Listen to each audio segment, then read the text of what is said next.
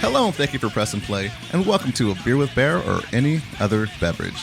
This is episode 52, and our guest for this week, we have psychobilly legend, Batmobile. I'm Jerome, I'm the lead singer and guitar player. I'm Johnny, drummer of Batmobile. I'm Eric, I play the double bass. That's right. This was recorded earlier this year on Easter Sunday, while the rest of you guys were out spending time with your family, hiding eggs, or sneaking in chocolate bunnies in the church. I was hanging out with Batmobile in a hotel lobby down the street from LAX.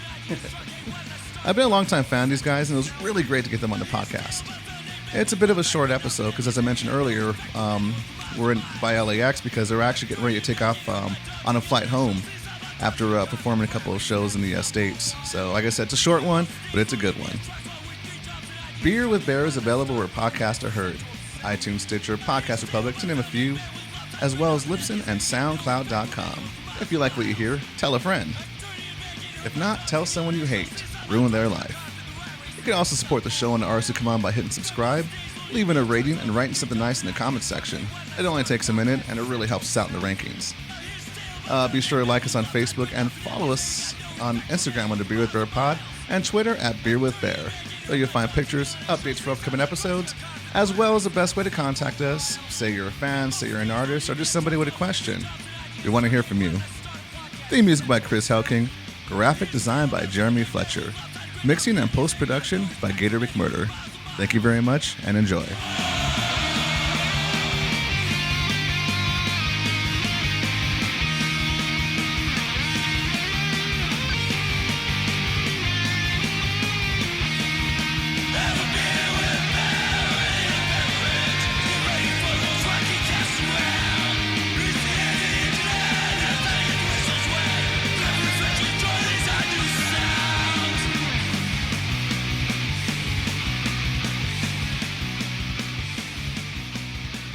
I actually posted, funny enough, on my way over here saying, "Oh yeah, I'm gonna interview Batmobile. I'm nervous, but luckily it's Sunday. There's no traffic."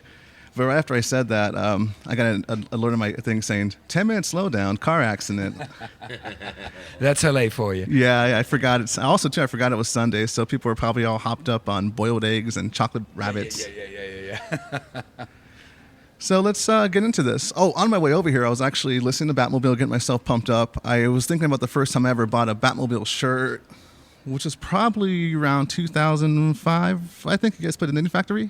Yeah, in the Knitting Factory. We played for the first time in LA in 04 in the Henry Fonda Theater in Hollywood. And in 2005 we played twice in the Knitting Factory. I think I was at both of those shows, but I remember the Knitting Factory one. Yeah, for sure I remember that one because, like I said, I got the Batmobile shirt, and I was all excited, right? I wore it, the fresh shirt, you wear it. I washed it, and then after I washed it, I took it out of the dryer. It was all fucked up. Oh, yeah? Yeah, I guess the company who did your shirts that time didn't quite do them right. And everyone I knew who bought the shirt, too, same thing. It had the yellow bled out. So were that the Batmobile Motorhead t-shirts? No, it was just the logo itself, which is a very powerful logo. I talk about that on the show, how less is more, and your shirt's great for not only people who are a fan of you, but people who've never heard of Batmobile. They'll wear that shirt too just because it looks cool. Thanks. And it's also confusing for Batman fans, like, why does it look weird? Yes. We had a little quarrel with DC Comics when we started out, but... oh, really? Got it worked out? It's all squared out. Yeah, well, yeah. They forgave us. They forgave you. How long did that take to happen? Because you guys were around for a while. Well, I think, we started in 83, and the first album cover got that logo on it. So when that came out, we got a little letter from DC Comics, but oh well. Yeah, but we figured it out. Yeah, we got the three heads, also to the font Batmobile. It's a little different too, I'm assuming. Yes, so. Exactly. Yeah, so I mean, fuck them. Fuck DC. Justice League sucked anyways. Exactly. The new movie. Plenty of money. Yeah. Did you guys see that movie, Justice League? The new one that came out with Ben Affleck as Batman? No, I haven't seen it, no. Okay, that's probably why you're still healthy. Speaking of healthy, since you're in LA for the weekend, did you guys cheat on your diet? Burritos, tacos.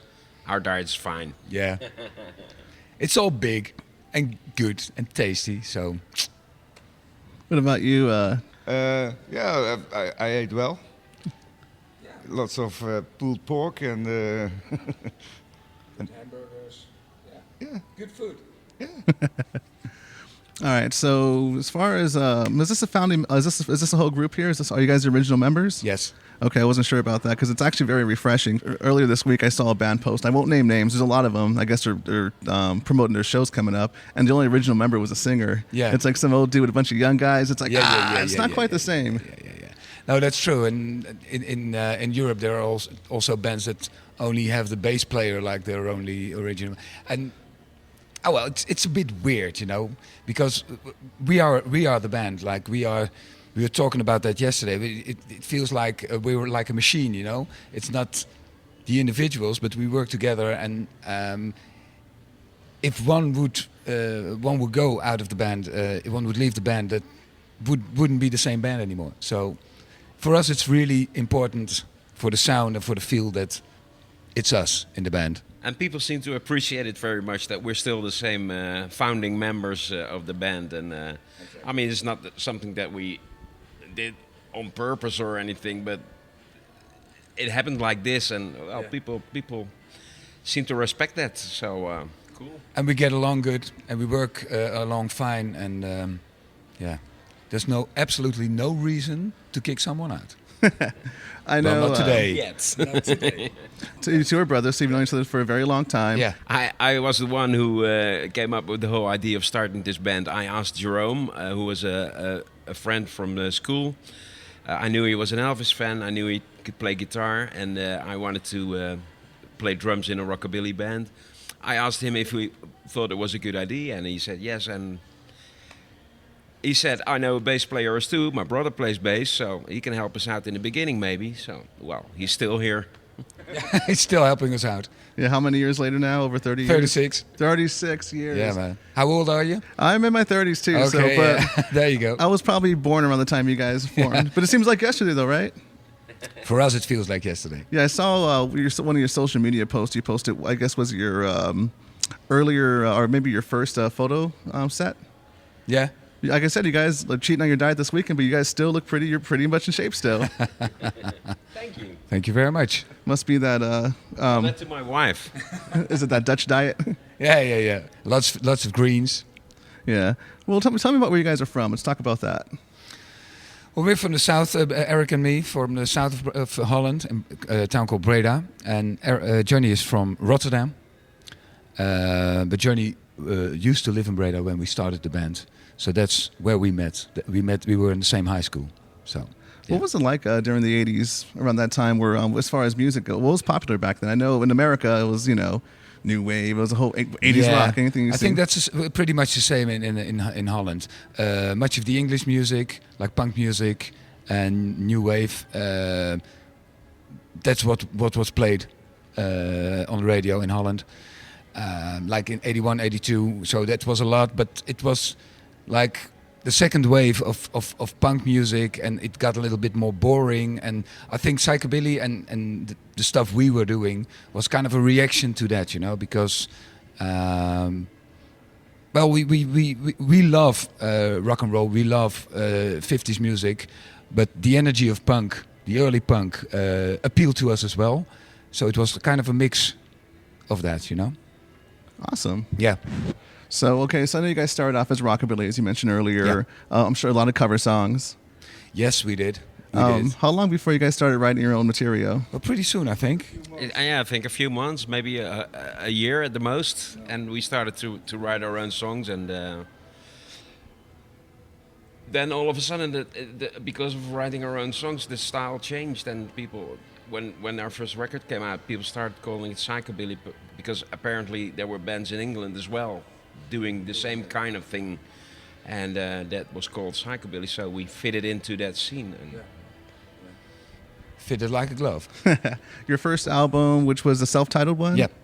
Yeah, that's actually a classic album. Some really good tracks on that one. Thanks. I did want to play some Batmobile, just to kind of get the crowd out there who hasn't heard of you guys, maybe a style of your music. I wanted to play something off the your first stuff. I want to play Kiss Me, which is not an original album, but would that be okay? Kiss Me Now.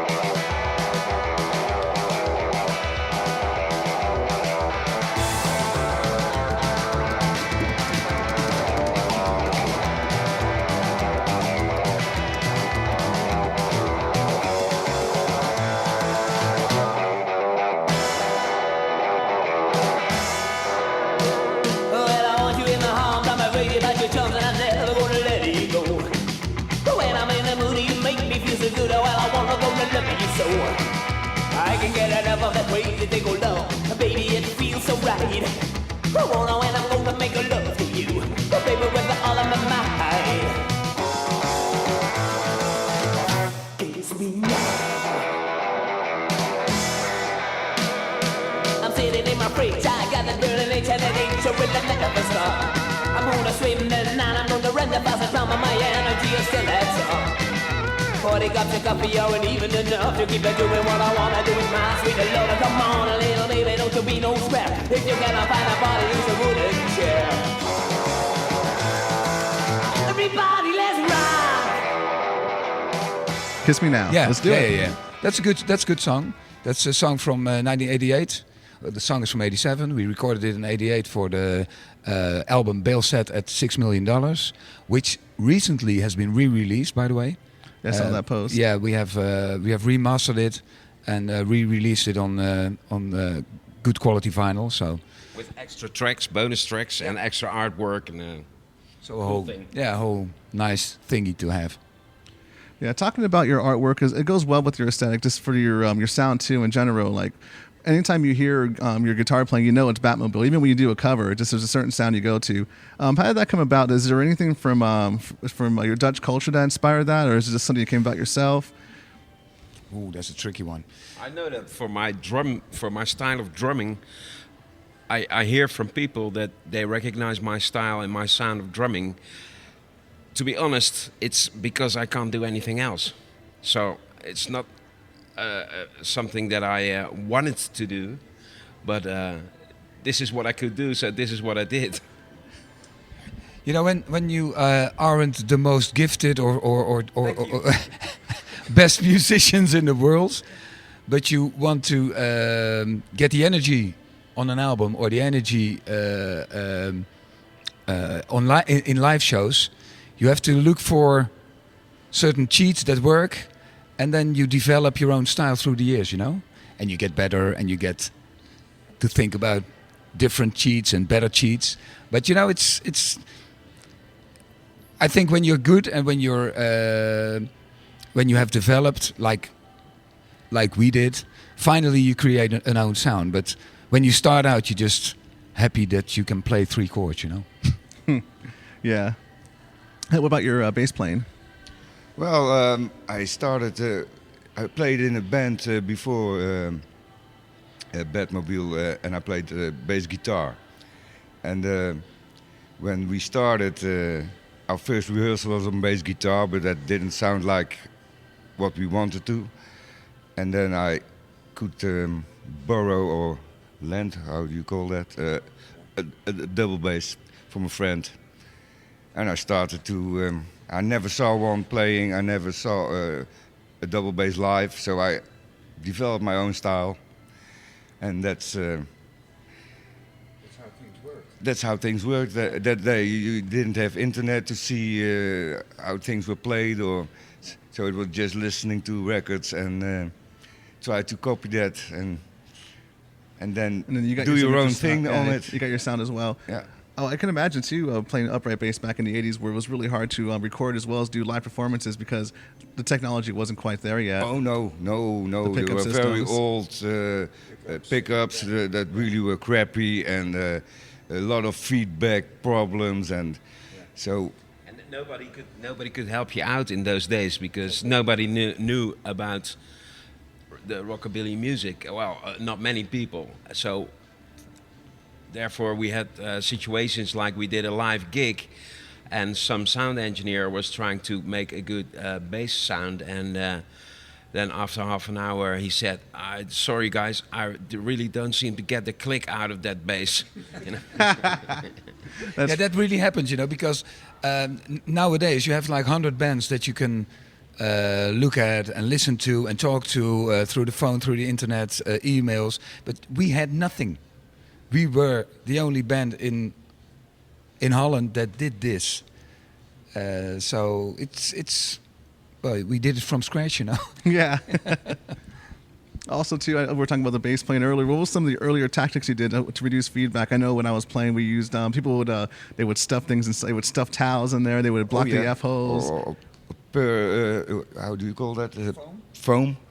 Yeah, you put foam. filled it with Packing foam, peanuts. and it weighed like a ton. And but we had to do crazy things. I used the pickups of my bass guitar and put them on the fingerboard, and all. Eventually, it didn't work, but we tried everything. Yeah. Was what And then you, And by experimenting, you get your own sound. Or around what time did the technology start catching up for you guys for your sound to get better?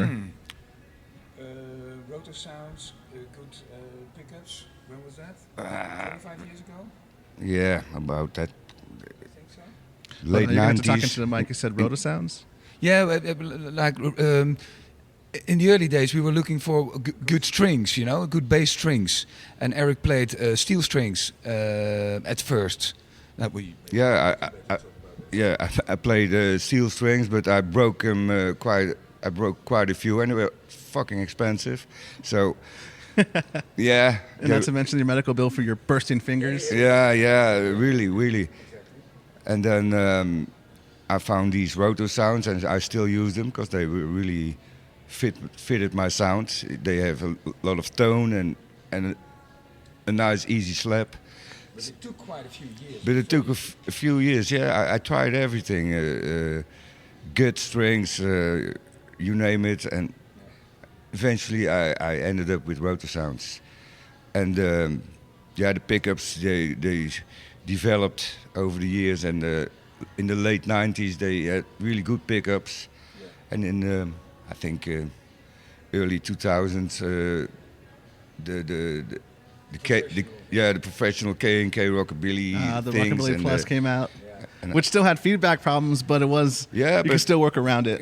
and things got better and better, so it's cool. Yeah. All right, well, let's talk about why you're here this weekend, with the shows you're playing, and maybe the crowd reaction to your experience. Well, funny thing is, this is the first time we were working with a new promoter, with Brendo from Batsville.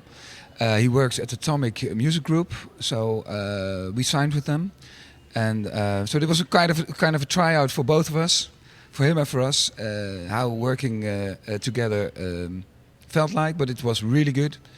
We went to Vegas and we went to LA downtown last night. Both great shows, great venues, cool venues. Kind of a new venue in LA downtown, but really nice. Good turnouts, big crowds, professional stuff, professional sound equipment. So Even really professional happy. pickups. Even professional pickups. Yeah, I saw them because I couldn't make it yesterday because of the funeral. But Yeah. as I mentioned, I saw videos and pictures from the stage last night. What was the name of the venue? 1720.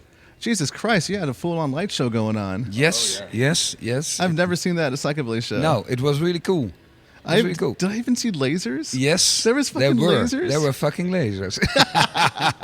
Anybody go blind? It's not that we asked for that, but we don't really have a plan on lights. We're not that professional that we have a plan on lights. So somebody does whatever he thinks is good. And, well, there were lasers, but I think he did a good job. Well, I saw quite a few pics that looked pretty good. Yeah. Maybe a bit the Batmobile Disco Show, but no, it was good. It was good, and it was a good venue, and there were great professional people there. So, thumbs up. And as far as you said professional equipment, did you guys borrow equipment this time, or did you bring your own stuff? No, we borrowed equipment. Stuff in LA was really good, and in Las Vegas as well. But in LA, personally, I got a great Gretsch from the guys from the Quarantets. Oh, the Quarantets. Yes, Yeah, those the are friends of Quarantets, us. really Yeah. great guys. They helped us out a lot with equipment here in LA. And in Vegas, I had to. Normally, I play a Telecaster, Fender Telecaster. So they arranged for me to have a few Telecasters there. So all top notch. And a lot of our sound is not made by the equipment, but by the way we play with the equipment. So. Sound is in the fingers, you know. Interesting. What And, about for the bass? You had the zebra print on it. Yeah, they built it for me here. Really? Yeah. That's fucking cool. Who did Yeah, that? that was really cool. That's, yeah. Oh, Checo, that's right. Yeah, Checo built it, and last year when we played here, we played in 2 shows in LA and 1 in San Diego and 2 in Mexico. And he made that bass for me. Wait, was it a full body? What size was that thing? Because I saw pictures of you back in the day playing a full body bass. Like a No, bigger no, one. it's 3/4 of Oh, okay. yeah. And and before the shows, I sent him my specs, and he built it just like that. And so I feel really at home with that thing, and so that is really cool. Because when I saw the pictures of the bass, I'm like, did he fucking fly that thing out here? How much No. did it cost him? No, well, normally I do, because I've built a case so it can fit into a plane, and so I normally take it with me. But for America, this is the best solution. That is really good. I'm glad those guys did that for you. As far as Vegas, though, let's talk about some of the opening acts for you guys. Batmobile, Batman, the Bat Band opened up for you. Yeah, I love the Bat Band. They are really cool guys. We were traveling with them back and forth to Vegas from LA. They're fun guys. They have a good show going, a good act. They're having a laugh, so that's good. Yeah, that's good. Are they still staying in character? Yes, they do. like holy, Viva Las Vegas! Holy Viva Las Vegas! Yeah. They're good, and there are secret plans to maybe throw a Bat Fest together next year. I like together that. with Bat. Would that be in the Don't tell U.S.? anybody. But don't tell anybody. Oh, I won't tell. You know what? I have no listeners anyways, luckily, so we're good to go on that one. All right, so you're in town for the weekend, and you said in 2004 was your first time out Yes. here. The first time we played in New Jersey, New York, New Jersey, and that was in 2000. But out here in California, 2004 was the first time. And 2004 and around that time is when the scene was really big out here. Yes. I heard you guys talk about how the scene goes up and down in waves. It's very nice to hear when you guys said that. You don't see the scene going anywhere, which is refreshing because it's the opposite out here. Everyone's like, it's dying. No, but it is definitely not dying.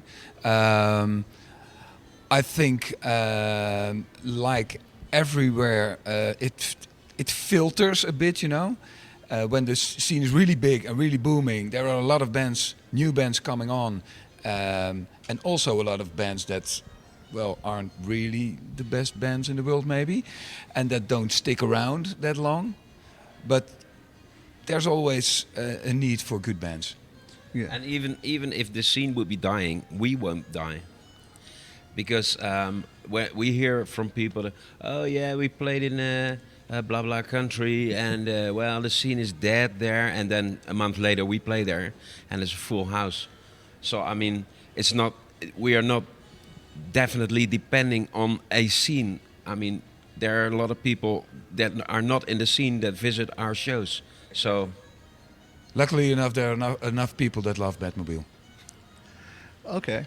I like that. I'm one of the ones who love Batmobile. Thank you. I was, like I said, a big fan. Talking about the early time I bought a shirt. One of the first tracks I heard from you guys, someone gave me, this is how far back it goes. Well, not too far back, because it was CDs. It was a mixtape, a mixed CD, you give it to a girl, or someone you love. But this time it was from a guy. He didn't love me. He was just trying to get me into psychobilly. Yeah, it had, what the fuck did it have on it? It had Mad at You, of course. Okay. Which is another fan favorite. Yes. I must admit, when I was scrolling through the social media, looking at videos, I'm like, nope, Mad at You. No, that's the one I watched with the lights. Let's talk about that track. Well, it's an old one. It's a really old one. I think it's one of the first original songs from Batmobile. It was recorded way before our first album in '84. It's not a cover, right? Because sometimes I get confused. No. Okay, good. I wrote it. But it's an original song. We recorded it in '84 for just like a demo. We didn't think it was fitting enough for the sound for our first album, so we didn't record it for the first album. So it was released as a demo tape on Buried Alive, which was a release with live tracks and with demo tracks.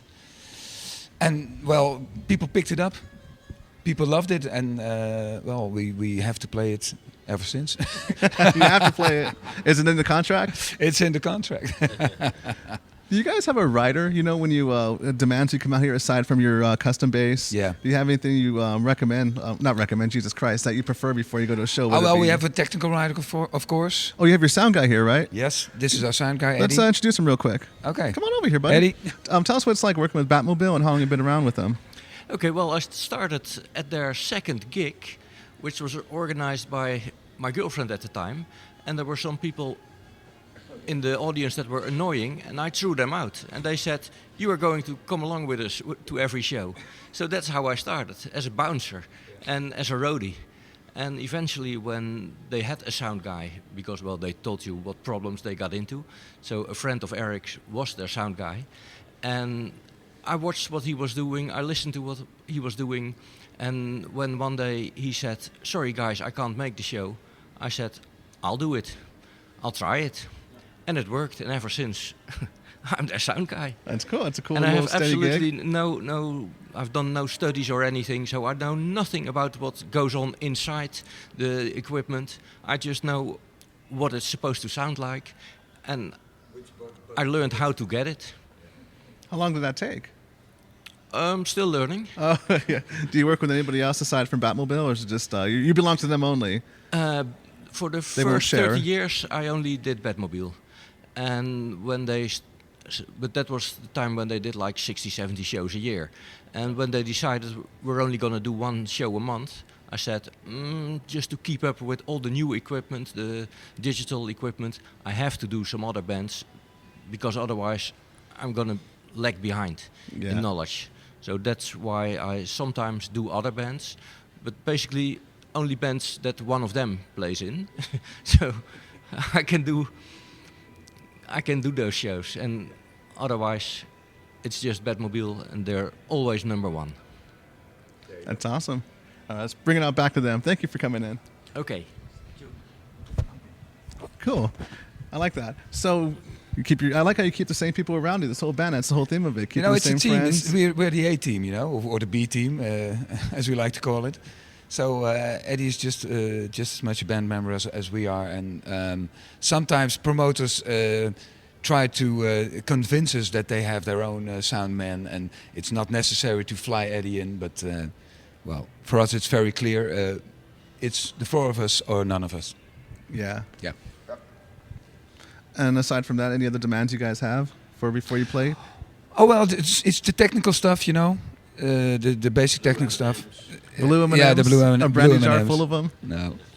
No, we're pretty standard. We want like the basic hospitality things, like a roof over our head, some beers and some meals. And female that's fans feeding you guys grapes backstage? well, that's Eric's department. I'm still waiting for those 36 women. Let's move on to another topic. I have a list here because sometimes I get caught up and That's stuff, good. And like I said, so it's not boring so far. I know you were worried about it being boring.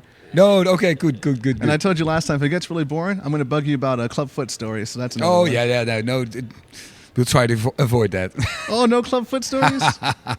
Well, the stories are I'm really bad at good and saucy stories, but the Clubfoot was good. It was good to be as a non-British band. We were the first to as a European band to headline the Clubfoot.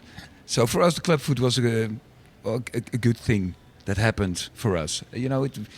We were there pretty early, so it was good.